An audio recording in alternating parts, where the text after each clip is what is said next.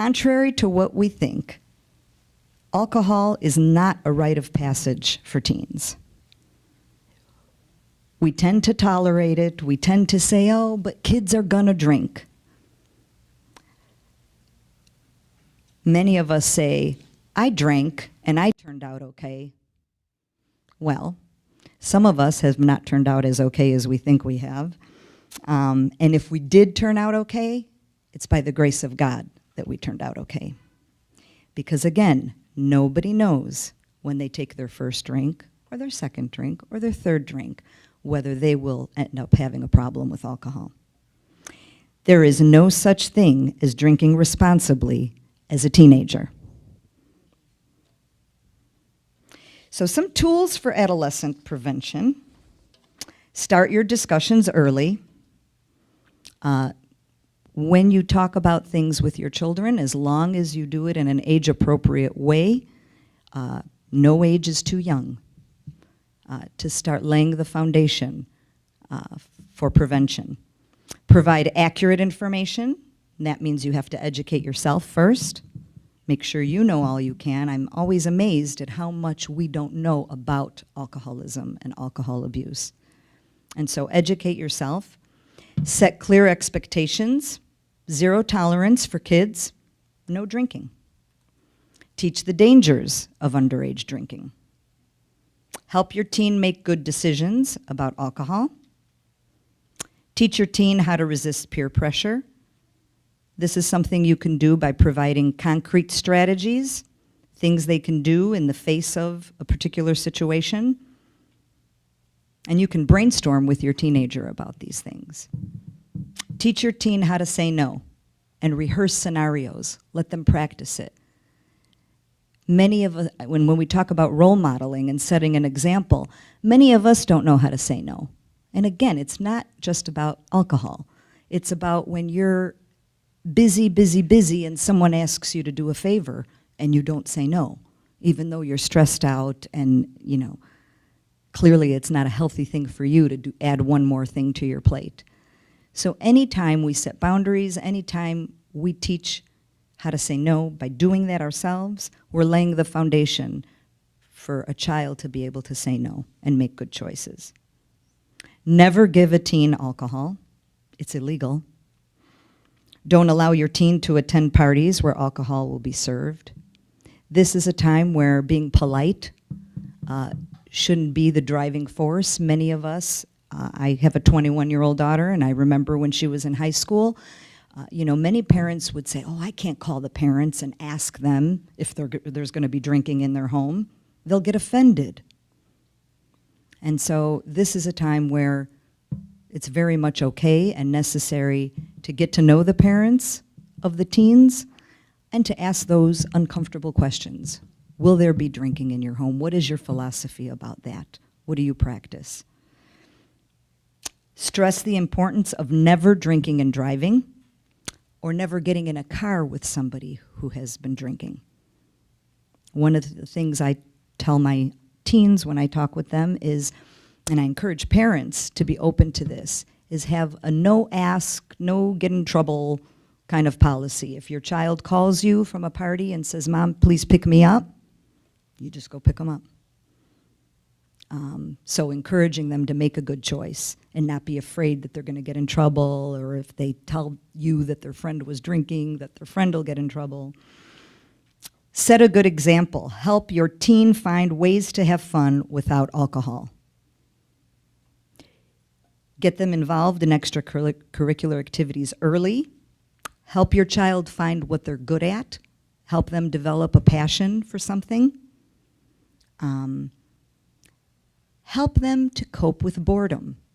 How many of you with children are familiar with your child kind of lurking around you saying, I'm bored, I'm bored, I'm bored? I always teased my kids and said, well, if you're bored, you're boring. So think of something to do.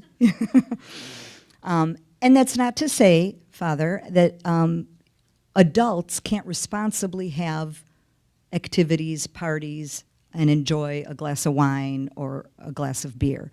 But it's also important for your children to see you having fun that doesn't involve alcohol. And so I encourage parents, just for the heck of it, to not always have alcohol at their parties. A really good opportunity for this is the children's parties. Many times, people have children's parties and the adults are drinking. Well, maybe a child's party can be a no drinking zone, and the adults can have fun and do things with the kids without alcohol involved. Just an idea. Teach your teen healthy stress management tools and practice them yourselves. Be aware of your language. Never say something like, "Boy, I've had a rough day, I need a drink."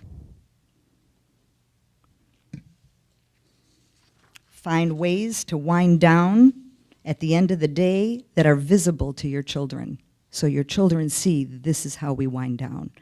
And who knows, maybe they'll start doing the same things when they come home from school or after football practice or after choir. Help your teen understand what tempts them.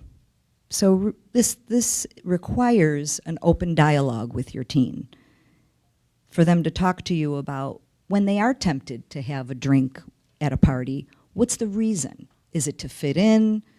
Is it because they're anxious or feeling shy or nervous? So get to know your child and what their vulnerability is, and then use that as an opportunity to talk about healthy choices. Do not indulge children. This is something, again, not directly related to alcohol, but really sets the foundation for healthy choices later. And so when a child learns at a very young age to delay gratification, to do their homework first and then go out and play, to have a healthy meal first and then enjoy a bit of ice cream, whatever it is, delaying that gratification and not indulging them, and teaching them that just because you want something in that moment doesn't mean it's good for you to have it in that moment. Allow opportunity for disappointment. This is huge. So many of us want to give everything to our children. We don't want them to be unhappy. We don't want them to be deprived. And so you have children that lead charmed lives and then get a rude awakening as adults when something doesn't go their way or they experience a setback. And so really important to allow your children setbacks and use those as an opportunity for teaching resilience, teaching how to cope. Share your own experiences. Again, when age appropriate, share your own experiences. Children want to know that you've struggled with things too, and that you were their age once. And they'd really like to hear about a time when you made a good choice, and maybe even a time where you made a poor choice, and you suffered a consequence, and then you learned the next time to make a better choice. And so again, in an age-appropriate way, it's okay to share with your children. Have open discussions about advertisements, media, even the things you hear about celebrities that get in trouble with the law. I remember when Justin Bieber was, on a rampage, that was an opportunity for us at home to talk to our boys about what he was going through. And so things that your children can relate to, are interested in, when you hear about things on the news, use that opportunity to talk to them and do some teaching. So hopefully you have there's one thing that you can take away from. It's not an easy thing to take a look at yourself. I would imagine that some of the things I said, people are kind of going, but it's very important to take a look at yourself in order to help your child make good choices later.